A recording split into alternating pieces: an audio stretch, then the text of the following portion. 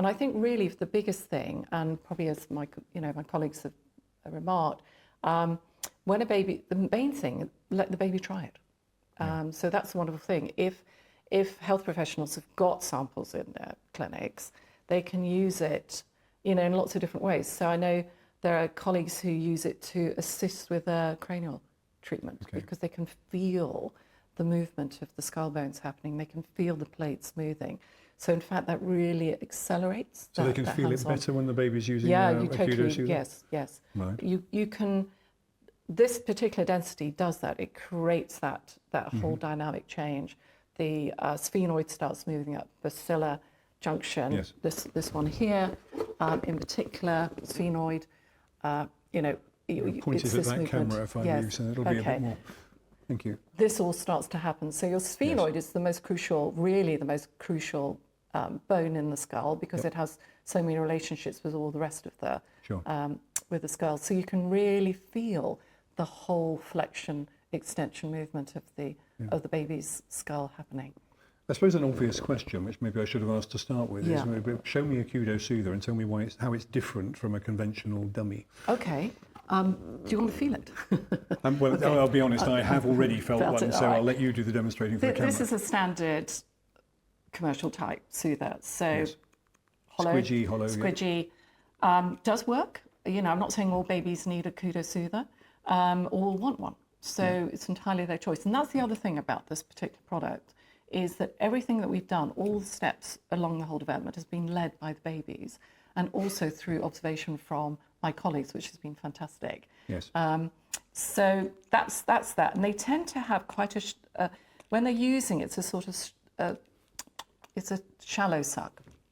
With this one, it's firm here. It does move around to give it a little bit of flexibility. And then when they're on it, they are literally flexing and moving and opening. Can you hold that up so we can see the angle of the teat on it? Yeah. So if hold it, so the teat's vertical there. So the teat goes upwards, obviously, towards the top of the baby's head. Yeah. Mimicking. Right. Yep. And in fact, if we want to, I don't know if we want to swap quickly to the slide. Yeah, let's have a quick look at the slide. Look at the slide. Yep.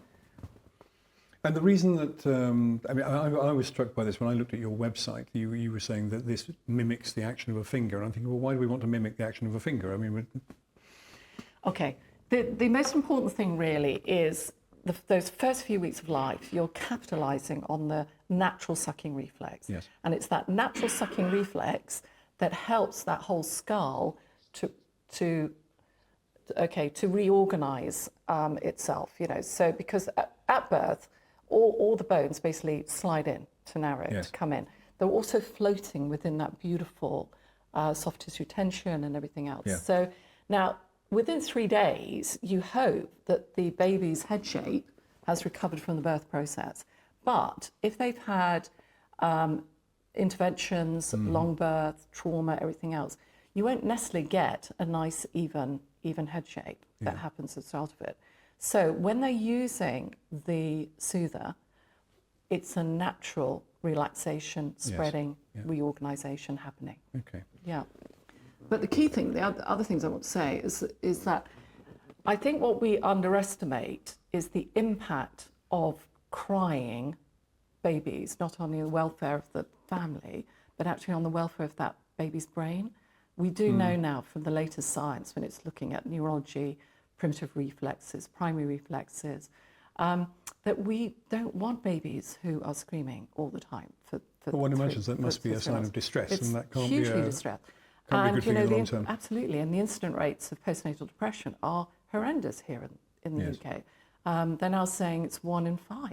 Is that worse than other countries, or are we just measuring it better? Well, that's a good question. I wouldn't like to completely say, but I think that particularly with the pandemic, lack of NHS staff, it's nothing against the staff because there's some fantastic staff out there. But, we're finding that tongue ties aren't being dealt with at hospital. They used to always be dealt with at hospital. That's not happening. That affects the baby's ability to feed and to suck. So there are lots of different influences. But having a crying baby, you've got the most brain development happening in those first 3 months. Yes. It's huge. Yeah. And you do not want to be setting up that child with a very hypersensitive fight-flight reaction. Right.